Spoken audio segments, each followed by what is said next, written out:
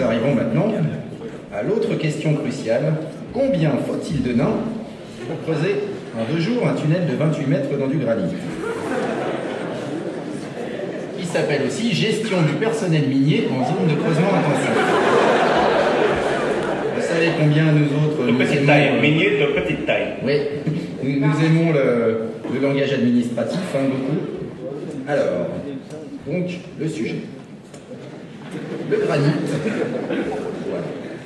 Le granit est une roche magmatique plutonique à structure grenue, c'est-à-dire entièrement cristallisée, formée par le refroidissement lent et en profondeur d'un magma issu de la fusion partielle de la croûte continentale. C'est une roche acide, composée principalement de quartz, de feldspath potassique, de plagioclase sodique et de mica. Les roches volcaniques sont des rhyolites, blablabla. Bon. Il y a du mica dedans, vous avez le chocolat avec les vaches violettes? Oui, oui. Vous avez dit que la marmotte elle est dans le papier d'aluminium. Vous avez tous compris que c'était une roche dure. Donc c'est pas si facile que ça de creuser dedans. Les nains.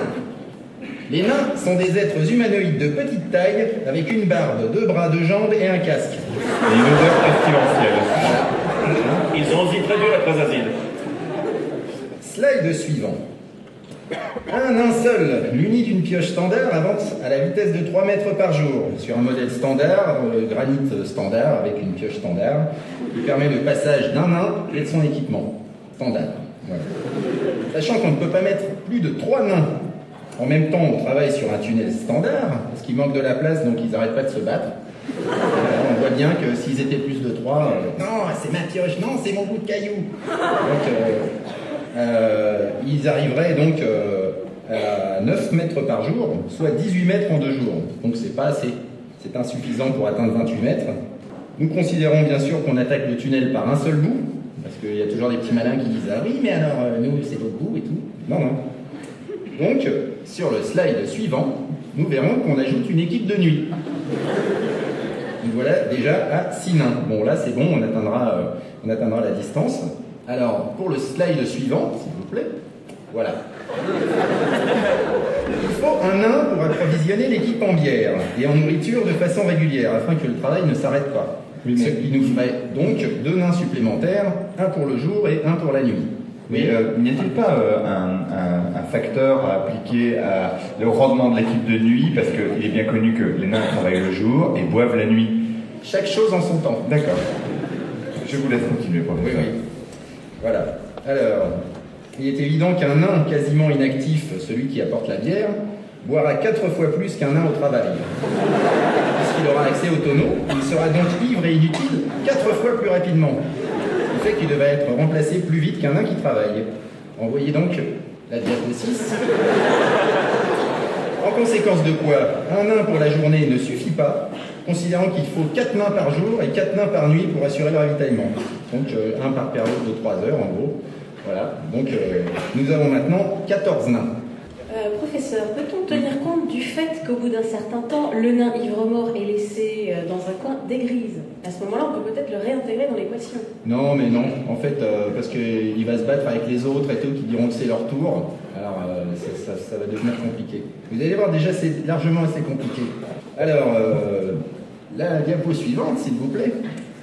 Les nains de nuit auront besoin d'un cordon de sécurité pour les empêcher de rejoindre la plus proche taverne au lieu de travailler. Parce que la nuit, le nain, il est attiré par la taverne comme ça. Même si on lui apporte de la bière, il va dire « Ouais, mais moi, non, en fait, je vais à la taverne. » Donc, on lui met un cordon de sécurité, donc 3 vigiles pour garder les nains de nuit. Mais qui garde les vigiles à ce moment-là? Parce que les vigiles sont des nains, ils sont attirés dans la taverne. Justement, très bonne question.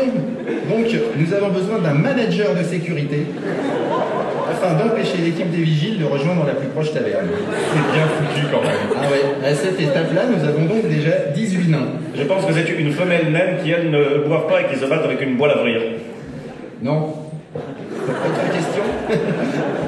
Alors, nous devons considérer l'usure des pioches. Une pioche standard, en contact avec le granit standard, doit être régulièrement affûtée et réparée. Nous avons donc ici un tourneur de manche, en bas, et un forgeron nain, donc un pour chaque équipe, donc le jour et la nuit, ce qui nous fait 4 nains supplémentaires. Et slide suivant, s'il vous plaît. Alors, un autre facteur entre en jeu, les nains refusent de boire de la bière dans des shots sales. Alors, c'est pour eux une grave entorse à l'hygiène. Alors, c'est un peu bizarre. C'est la seule entorse à l'hygiène d'ailleurs. Ouais. Oui, c'est un peu bizarre de la part de gens qui prennent un bain par an, mais c'est comme ça. La bière, c'est dans des chopes propres. Donc, nous avons besoin d'un plongeur par équipe, soit 2 nains supplémentaires. Mais rappelons que les nains ont un sens de l'hygiène assez développé, puisque quand ils font la cuisine, ils se lavent toujours les mains après avoir manipulé les aliments. Ah oui, je m'en rappelle de ça. Voilà, envoyez donc la prochaine diapositive. Alors, tout se complique. Maintenant que nous avons ajouté des nains, il est clair que l'équipe des vigiles de nuit doit être doublée, afin d'équilibrer les forces pour empêcher tout le monde d'aller à la taverne. Nous ajoutons donc 3 vigiles et un manager de plus pour la nuit. Diapo suivante, s'il vous plaît. Vous avez tous compris qu'il devient évident qu'un nain seul ne pourra pas ravitailler tout le monde de façon satisfaisante. Hein. Ah non, moi j'avais pris cette bière-là, ah non, mais la blonde c'est pour moi et tout. Il faut donc doubler l'équipe de ravitaillement de jour et tripler l'équipe de nuit, à cause des vigiles supplémentaires. Bon, c'est déjà assez compliqué, ce qui nous fait 12 nains de plus. Et diapo suivante, on se rend compte qu'un plongeur ne suffit pas pour laver la vaisselle de tout le monde. Donc on a encore besoin d'un plongeur supplémentaire pour le jour et pour la nuit. Diapo suivante, voilà. Donc à ce stade-là, nous avions 42 nains. Et on se rend compte que finalement, même avec une meilleure vision nocturne que les humains, les nains, c'est quand même pas les elfes, hein, la vision nocturne. Alors, ce qui se passe, c'est quand ils creusent la nuit, bon, bah, je te fous un coup de pioche dans le pied, je te fous un coup de pioche dans l'œil, puis après, les tunnels, c'est pas carré, quoi. Alors, bon, c'est pas rond non plus, c'est un peu bizarre. Donc, il faut une équipe d'éclairage de chantier, donc des porteurs de lanternes. On ajoute 4 porteurs de lanternes pour l'équipe de nuit. Et, qu'est-ce que je disais d'autre? Diapo suivante, s'il vous plaît. Voilà. Alors, la présence d'un grand nombre de nains et de bières au même endroit peut à tout moment dégénérer en bataille. Alors, bon, ça peut être pour diverses raisons. Hein. Oui, mais le tourneur de pioche, il a piqué le marteau du forgeron, et puis le manager, il est pas sympa avec les mecs et tout. Donc, nous avons besoin d'un guérisseur nain par équipe, un pour le jour et un pour la nuit, soit 2 nains supplémentaires. Conclusion. Pour creuser un tunnel de 28 mètres en 2 jours dans du granit, il faut 48 nains. Voilà. Vous en savez assez.